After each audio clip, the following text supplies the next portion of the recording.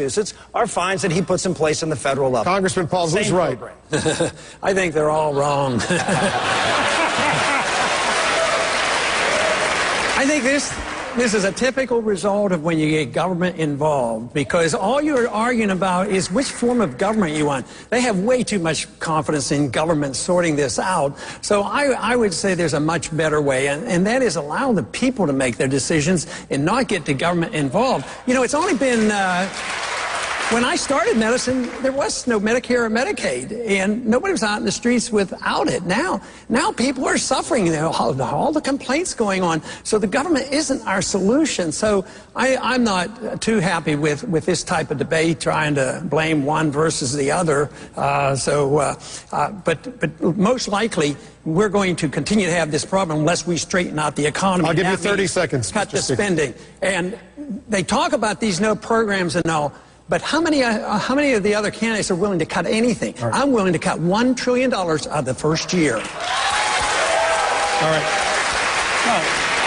I just want to say that I actually think if you look at what Ron Paul's background is as a doctor, and you look at medicine in the early 60s, and you look at how communities solve problems, it was a fundamentally more flexible and less expensive system, and there's a lot to be said for rethinking from the ground up the entire approach to health care. Let's go to Miami. We have another question. CNN Español's Juan Carlos Lopez is standing by. Go ahead. Yes, Wolf, our question now comes from Argentina. I believe, Jennifer, your question has to do with the future. Yes, thank you very much, and good evening. We have many qualified Hispanic leaders. Which of our Hispanic leaders would you consider to serve in your cabinet? I don't have one particular name that I'm going to bring up, but my litmus test would be to get individuals, Hispanic or otherwise, to understand monetary policy and understand the system. But also the Hispanic community is especially attuned to the foreign policy of non-intervention. They are more opposed to war than other communities, so I would think there's plenty in the Hispanic community that could give me good advice and an understanding of why a non-intervention foreign policy is very attractive to the Hispanic people. I want to ask each of these gentlemen why they think their wife would make a great First Lady. Congressman Paul. Well, she's been my wife for 54 years, and we're going to have an anniversary on February 1st. Congratulations. So, she's the mother of 5 of our children, and she's a grandmother of 18 grandchildren, does an excellent job, and she's also the author of a very famous cookbook, the Ron Paul Cookbook. So. When I was 3 years old, I was very blessed that my parents brought me here from Cuba. They brought me here so that I could be raised in freedom and in liberty. President Obama has recently announced that he is liberalizing trade and travel policies. What would be your position as president toward the island of Cuba? You said the U.S. should talk to everyone. Imagine you're in the Oval Office, you speak to Raul Castro, what would you say to him? Well, I'd ask him what he called about, you know. What was the purpose of his call? No, I would ask him, what can we do to improve relations? Because I wouldn't see them as likely to attack us. When I was drafted in October of '62, that was a different world. I mean, there were nuclear weapons in Cuba. That was a different story.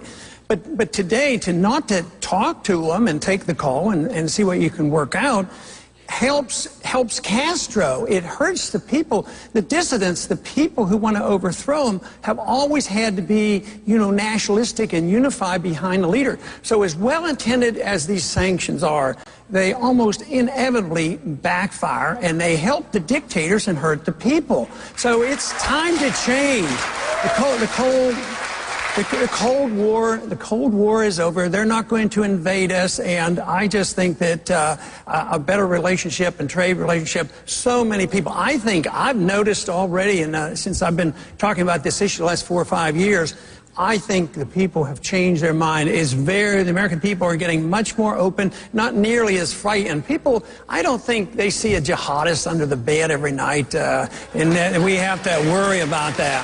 I think there's I worry about overreaction and overconcern and lack of ability to talk to them when they call you. How would your religious beliefs, if you're elected, impact the decisions that you make in the office of the presidency? Congressman Paul. Well, my religious beliefs wouldn't affect him. My religious beliefs affects my character and the way I treat people and the way I live. The only thing that would affect...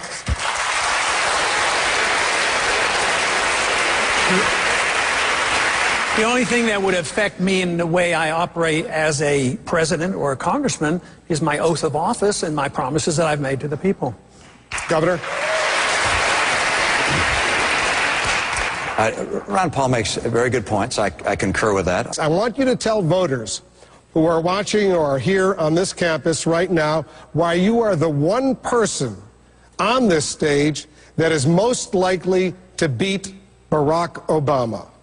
Congressman. Well, you know, so far we have some pretty good evidence that I'll do quite well and have a better chance than the rest to beat him, because if you do a national poll, I do very, very well against Obama. But one of the reasons is that the freedom message in the Constitution is very appealing to everybody in all political beliefs, because it includes free markets, which conservatives endorse, but it also protects civil liberties, the way people run their lives. If it is a God-given life and it's your life, you should have the right to run your life as you so choose, as long as you don't hurt other people. This means a lot more tolerance than some would like to give. So that brings people in who are concerned about civil liberties, and all of a sudden, my position undermines Obama completely and totally, because the foreign policy is different. He promises to end the wars, but the wars expand. A constitutional foreign policy will end the wars, and if you want somebody to talk about peace and prosperity, it has to be somebody who understands money and a foreign policy and free markets.